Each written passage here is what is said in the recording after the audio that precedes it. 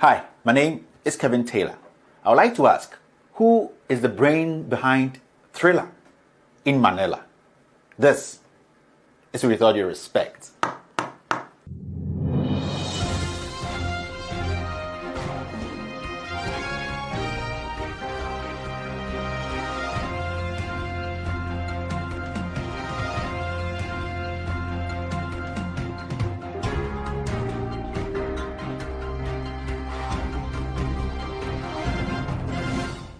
With all due respect, my fellow Ghanaians, there's one thing I always say: focus.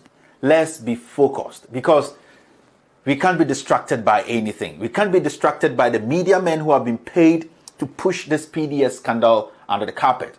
We can't be distracted by the politicians. We can't be distracted by the family and friends governing this nation today. We can't also be distracted by the jargons and the big English people are throwing out there, confuse you and I so that we don't get to know the truth. This is the part 2 of the PDS scandal. Today, I'm going to tell my fellow Ghanaians who is behind the smoke screen. In the first episode, I told Ghanaians the people who were fronting for these criminals who have been able to, or who managed to use the American money, the $380 million which was sent to ECG, to at least help ECG get to where they want to get to. Today, I'm going to tell you the people, yes, the people who actually made this happen. Forget about David Asare. Forget about the Philippa Yensus and the Yofi Grants. They were just dummies used to front this big scandal. Today, I'm going to reveal to Ghanaians the people behind this scandal. Today, I'm going to break it down. I'm going to make it simple. And I'm going to make every single Ghanaian understand why the president, Nana Addo Dankwa Akufo-Addo, is the mastermind behind this PDS scandal. Yes, I said it. The president, Nana Addo Dankwa Akufo-Addo, is the man behind the scenes. He is pulling the strings. Gabi Ochirako, Ken Ofori-Atta, they are all dummies he's using. But the person who calls the shot in this PDS scandal is the president, Nana Addo Dankwa Akufo-Addo. He went to Angola to do a cover-up. He went to Angola to lie. The real issues are here, and I'm going to break it down for my fellow Ghanaians to know. Now, let's just step back a little bit. You know, PDS, actually, the process started before MPP took office. That was around 2015. Actually, they had 6 companies which were shortlisted. Yes, 6 companies. And these companies were EDF. They were from France. Then there's BXC Ghana. Yes, it's a consortium in China that owns the BXC company. Now, we had CH Group Ghana. It was also one of the companies that was shortlisted. We had Veolia. It was a French company. It was also from France. There was Tata Power. That company was from India. And then Meralco from the Philippines. Now, all these companies were shortlisted. And then they went through a process. 2-stage process. The first process is the RFQ process. That is the request for qualification. Now, the RFQ, which is very vital, stated that no foreign company could be added to this list after they have passed this stage. Now, this is what happens. After the change of government, the president strategically made 2 changes. Yes, at MEDA and also ECG. Now, he made Kelly Kajapo, who was part of Enterprise Group and still part of Enterprise Group, the head or the board chair of ECG. Then he made Martin Ison Benjamin. Yes, Martin Ison Benjamin, the head of MEDA. So he appointed these 2 people strategically and placed them there. Now the table started to shake a little bit. This is what happened. BXC Ghana, which had done business with ECG before, they even gave ECG in the past $200 million without guarantees. They worked with ECG before. They had the technical know-how, and also they were financially stable. These guys, the excuse was that they had foreknowledge about ECG, something. You know, Ison Benjamin came up with something, and these guys were frustrated. They were kicked out of the deal. Now, CH Group, they were kicked out of the deal. Veolia from France, they were kicked out of the group. Tata Power, they were also kicked out of the deal. Now, it was left with just Ralco from Philippines. Now, the local component comes in. These companies show up. TG Energy Solutions. TG Energy Solutions was fronted by David Asare. The real owner of TG Energy Solutions is Joseph Siao Japan, the owner of Zoom Lion. Forget about David Asare. He doesn't have a dime. This is the guy who is behind TG Energy Solutions. Now there's TGS, which is also owned by Fred Asumeni. Fred Asumeni is affiliated to Joseph Xiao in Japan. Yes, the Zoom Lion boss. So technically, Joseph has shares in TGS. Now there was Santa Baron, is also linked to Gabi Ochredakun, Ken Oforiatta, and Edward Ekufu. Edward Ekufu-Addo is the only brother to Nana Addo Dankwa Ekufu-Addo. I'll tell you about this guy as we move on. Then there was Miracle, which is a foreign company there. Then this is what happened. Now we have 4 companies put together who have made it to the second stage, which is the RFP. The Zoom Lion boss reaches out to Philip Ayensu. This is where Philip Ayensu comes in. This is where he comes in. He reaches out to Philip Ayensu because of his connection and direct link to the president.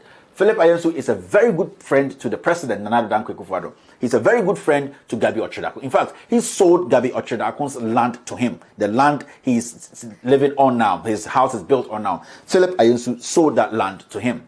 He is a very good friend to Edward Ekufu-Addo, Nana Ekufu-Addo's only brother. He's also a very good friend to Ken Oforiatta. Now, this is what the Zoom Lion guy does. He brings on Philip Ayensu and tells Philip Ayensu to get in there, convince the president that they can bring on board another investor, another foreign investor. Remember that in the part 1, I told you that there was a building which was occupied by Yofi Grant. That same building was occupied by Ken Oforiatta and his wife and Enterprise Group. This same building had Philip Ayensu in there. Philip Ayensu had his office in that same building. Yes. So you have to see the connection. That's why when they were tracing the address of the Energia SA people, it ended up in that building. Now let's push that aside.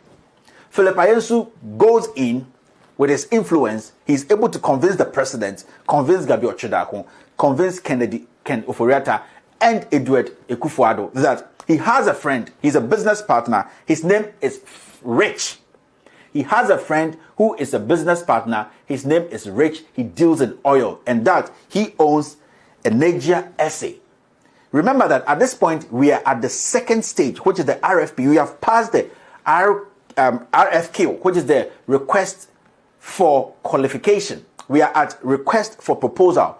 And when you pass the first stage, no foreign company can be brought into this deal. No foreign company, because it stated emphatically that after you pass the first stage, which is the RFQ, you can't bring in any foreign company. But MEDA accept Energia SA at the second stage with the RFP. Yes, MEDA led by Martin Ison Benjamin, who was elected by the president, Nana Addo Dankwa Ekufu-Addo, strategically accepted Energia SA into the deal. So finally, PDS was formed. We got 5 companies. We have TG Energy Solutions, belonging to Joseph Siam, TGS, which belongs to Fred Asumeni, Santa Baron, linked to Gabi, Ken Oforiatta, and Nana Addo Dankwa's only brother, then Miracle, and Energia SA. So now we have PDS now. Now let's move on. The question becomes very simple. At this stage, is Energia a local company or a foreign company? Because Energia SA came in after they have passed the first stage, which is the RFQ. The laws or the regulations or the rules stated that no foreign company could come in after they have passed that stage. Now, this is the tricky part. Now, they say Miracle has 30%. It's a foreign company. They say Energia SA has 19%, making it 49%. Clear, we get it. Energia is a foreign company, even though at this point, Energia is not legal to be in there as a foreign company. Now, let's see the local components. Santa Baron, TGS, TG Energy Solutions, they make up the 51%. Now the question is, if Energia is a foreign company and did not pass the first stage, it means that Energia does not qualify to be in there. Now, if Energia is considered as a domestic or a local company, then it means that the local component of this deal is 70% and the foreign is 30%. Don't get confused. Let me explain that to you. Now, Miracle has 30% shares. Miracle went through the first stage and went through the second stage. Energia SA did not go through the first stage, which is very crucial. The first stage, if you don't go through, no foreign company could be added to the second stage. Now, illegally, they were slotted in there and they went through the second stage. As it stays now, let's say Energia is a foreign company. They have 19%. Adding to the 30% of Miracle is 49%. The domestic coming together, they get 51%. This is the tricky part. If they say Energia, and I know that is what they are trying to do now, change documents to come tell Ghanaians that Energia is half domestic, half foreign, but basically it's domestic. No, Energia, if Energia is a Ghanaian company, then it means that we have been tricked. We have been tricked in the sense that the local component of this deal is they have 70% shares in this deal because Energia falls under local company. Now, this is where we get to Thriller in Manila. This is Thriller in Manila. Now, I would like to ask, who actually formed Thriller in Manila? Thriller in Manila was a WhatsApp group put together by Gabi Ochredakun under the instructions, from the instructions of the president, Nana Addo Dankwa Akufo-Addo. Now, this group was made up of only 12 people. 12 people. The group was put together. This is the date this WhatsApp group was put together. It was 08/06/2018. This is when Gabi Ochredakun put together this group. Today we're playing the chess game. There were 12 in there. I'm going to give Gabi Ochredakun 6 names. I'm going to hold on to the 6 names because I know he's going to come out and lie. I have chats. I'm going to show everybody what is happening here. The lies, the scandal. Now, the 6 names in this group, you will find Philip Ayensu. He was in this WhatsApp chat. Gabi Ochredakun, he is the administrator. Babatunde Ampa.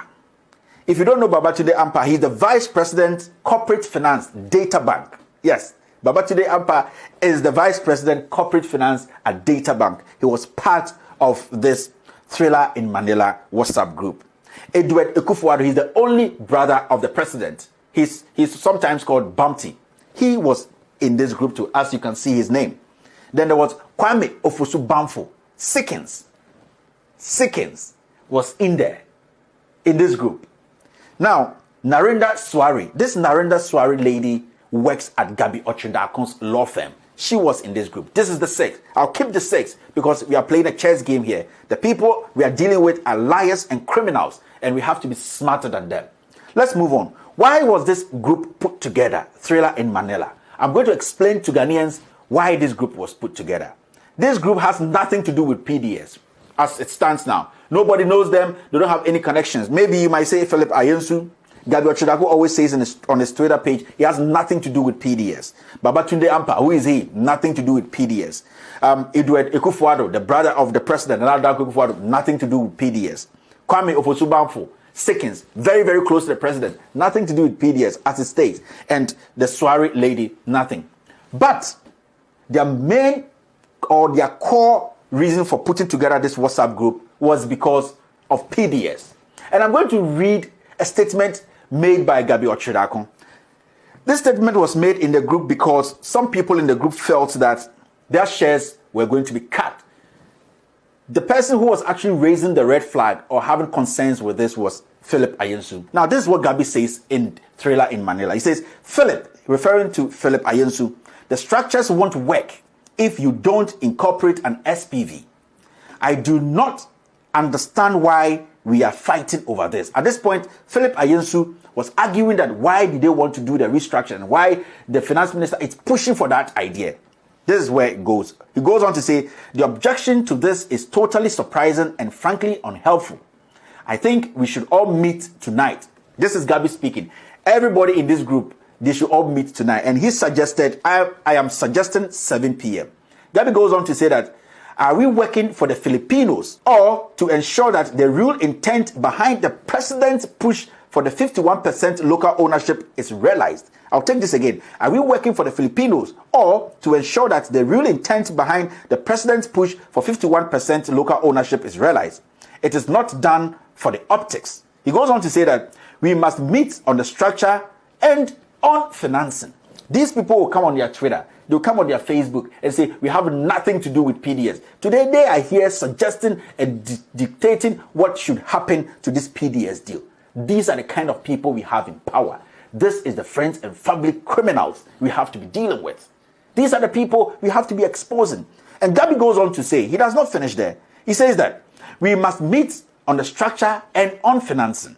We also need full transparency going forward and to control.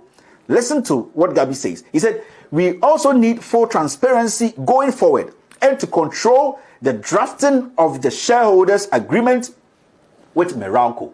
You know, at this point, they've realized that Meralco has so much power, 30% in this whole thing. They needed to cut Meralco into pieces. Why did they think they had to do that? There was a trick there.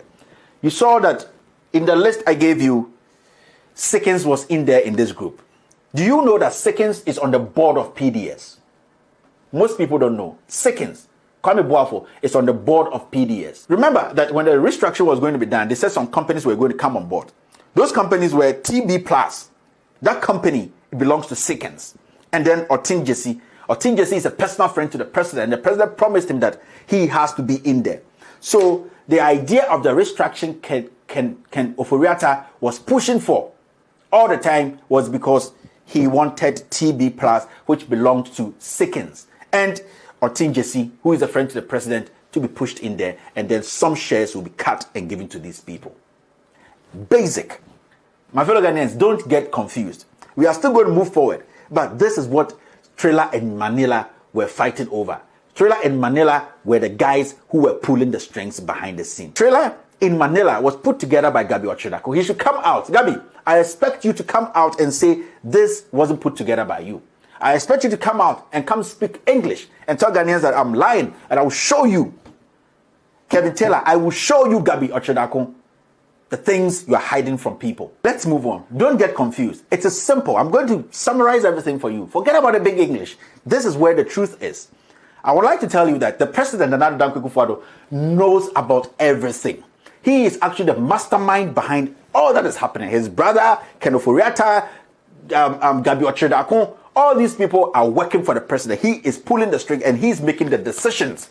The money, he is the one we are chasing after. Now, let's move on. Now, PDS has been formed, right? How did they raise the money? This is what they did. They forced MEDA to bend the rules for them. Now, this is how PDS is going to access that $380 million the United States taxpayer sent to Ghana to help ECG. They bend the rules. What they did was, in the rules, there was something called condition precedent. Condition precedent is simple. Don't be worried about the English. Before PDS comes in, show us money. You show us money, show us what you can do, then you move in. Because in the rules or in the regulations, you were supposed to have 60% financial strength and 40% technical know-how. So they were actually looking at the money aspect more than the technical aspect because ECG was struggling. We needed money and then the technicalities comes with it. Now this is what happens. MEDA, led by his son Benjamin, bends the rules from condition precedent to condition subsequent.